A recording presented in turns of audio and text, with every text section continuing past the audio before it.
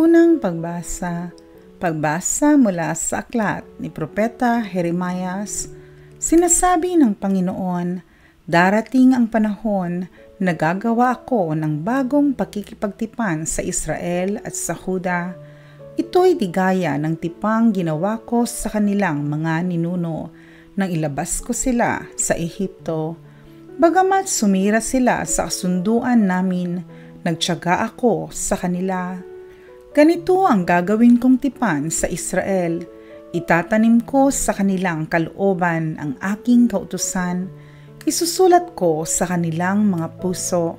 Ako'y magiging kanilang Diyos at sila ang magiging bayan ko. Hindi na nila kailangang turuan ang isa't isa upang makilala ang Panginoon. Lahat sila, dakila't hamak, ay makakakilala sa akin sapagkat patatawarin ko sila sa kanilang maling gawain at hindi ko na gugunitain pa ang kanilang kasalanan. Ang salita ng Diyos. Salmong tugunan. Diyos ko, sa aking likhain, tapat na puso't loobin. Ako'y kaawaan o mahal kong Diyos, sang-ayon sa iyong kagandahang loob. Mga kasalanan ko'y iyong pawiin, ayon din sa iyong pag-ibig sa akin.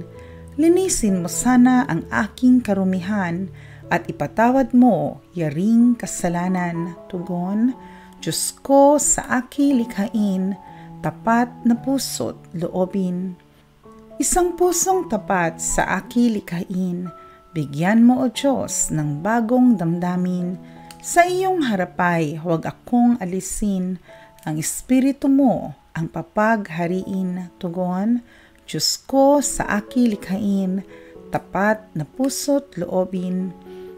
Ang galak na dulot ng iyong pagliligtas, ibalik at ako ay gawin mong tapat. Kung magkagayon na, aking tuturuang sa iyo lumapit ang makasalanan. Tugon, Diyos ko, sa aking likhain, tapat na puso't loobin. Ang ikalawang pagbasa. Pagbasa mula sa sulat sa mga Hebreo.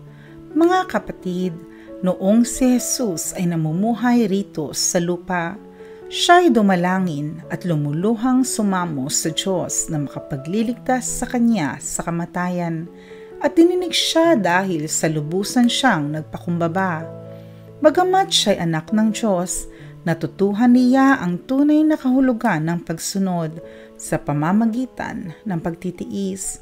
At nang maganap na niya ito, siya'y naging walang hanggang tagapagligtas ng lahat ng sumusunod sa Kanya.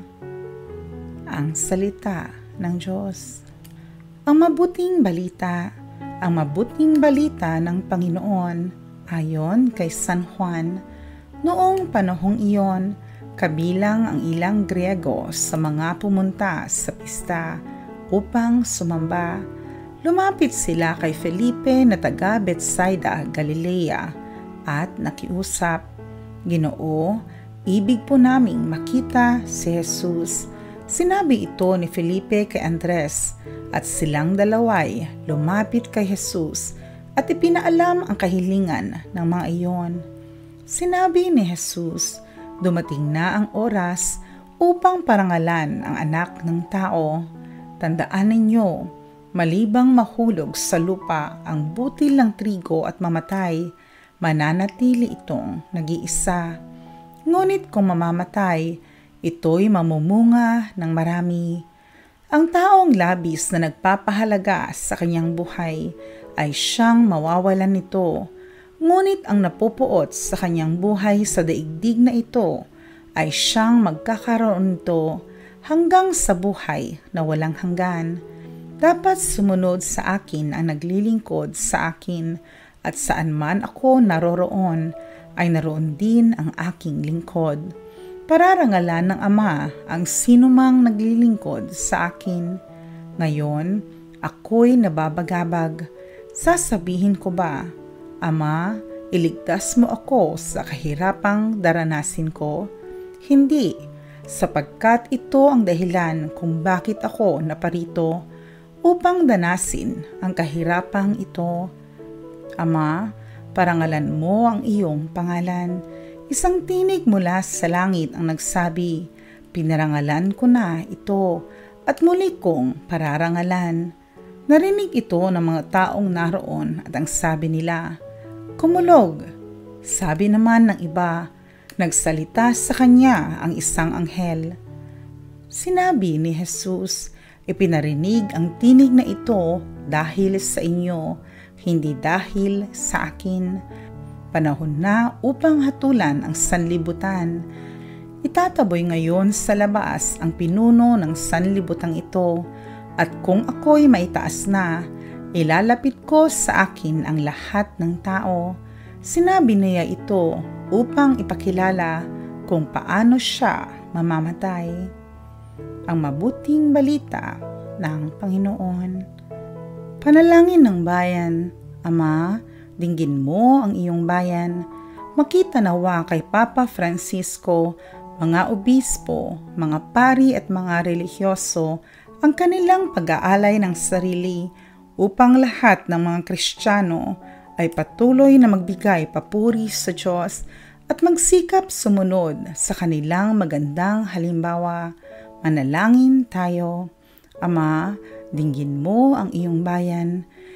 Isulong nawa ng mga opisyal ng pamahalaan ang mga hakbang tungo sa kapayapaan at ikauunlad ng sambayanan, lalong-lalo na para sa mga mahihirap na mga mamamayan. Manalangin tayo. Ama, dinggin mo ang iyong bayan. Maglaan nawa kami ng panahon para sa taimtim na pakikinig at pagsunod sa mensahe at diwa ng salita ni Kristo. Manalangin tayo. Ama, dinggin mo ang iyong bayan. Pakinggan nawa namin ang hamon ni Hesukristo na kami maging bukas palad at mapagpatawad sa aming mga kapwa tungo sa landas ng pagbabagong buhay. Manalangin tayo. Ama, dinggin mo ang iyong bayan. Tanggapin nawa sa kaluwalhatian ng langit ang aming mga mahal sa buhay na pumanaw na mula sa daigdig na ito, pati na rin ang mga taong namatay na walang nakakaalaala. Manalangin tayo. Ama, dinggin mo ang iyong bayan.